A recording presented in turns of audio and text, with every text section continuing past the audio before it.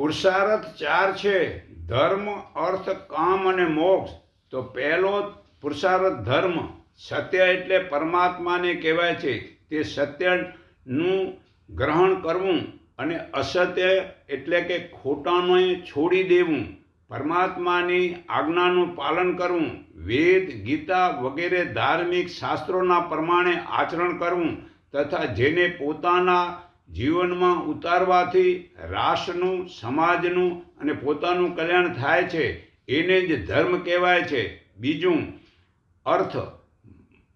પુરુષાર્થ મતલબ કે ખોટું, છળ, કપટ, દગો, ચોરી વગેરે ખોટા વ્યવહારને છોડી દઈને સચ્ચાઈથી અને ઈમાનદારીથી ધન કમાવું તે અર્થ કહેવાય છે. ત્રીજું, કામ.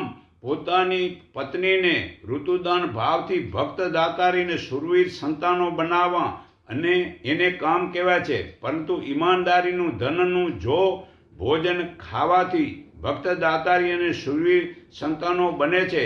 પરંતુ હાલમાં બધાને ડૉક્ટર, વકીલને ઇજનેર જ સંતાનો બનાવવા છે. ભલે ડૉક્ટર, વકીલ અને ઇજનેર સંતાન બનાવો, છતાં સાથે સાથે ભક્ત દાતારી અને શૂરવીર સંતાનો હશે તો જ રાષ્ટ્રનું, સમાજનું, પોતાનું કલ્યાણ કરશે. બાકી ડૉક્ટર, વકીલ ને ઇજનેર તો પોતાના સ્વાર્થમાં ધન ભેગું કરવા લોકોને દુઃખી કરશે. સંતાન બનાવો તો ભક્ત દાતારીને શૂરવીર તેવું સંતો કહે છે. હે જનની જણતો ભક્ત દાતાર અને શૂરવીર, નહીં તો રેજે વાંજણી, મત ગુમાવી સનૂર. માને સંતાન ના બનાવજે.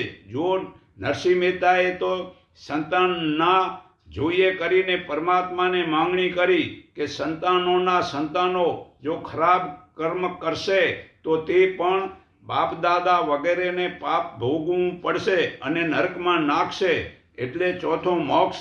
જન્મ, મરણ વગેરે સંસારના સર્વે દુઃખો, રોગો, ભય, બંધન વગેરેથી પૂરેપૂરું છૂટી જવું અને પરમાત્માનો આનંદનો શરણ થવું એને મતલબ મોક્ષ કહેવાય છે.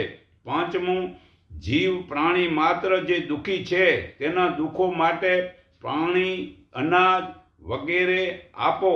તે દુઆઓ એટલે કે આશીર્વાદ આપશે તે સાથે આવશે. પરોપકાર કરો તે સાથે આવશે ને યોગ્ય સમય, યોગ્ય જગ્યાએ, યોગ્ય વ્યક્તિને દાન કરો તે ભેળું આવશે. બાકી ખાલી મતલબ કે ભેળું કરેલું તો ઘણા જ મતલબ મરી ગયા, એને કોઈ યાદ નથી કરતું. પણ જેને પાસે થોડું હતું ને જે બીજાને આપી ગયા એને હજી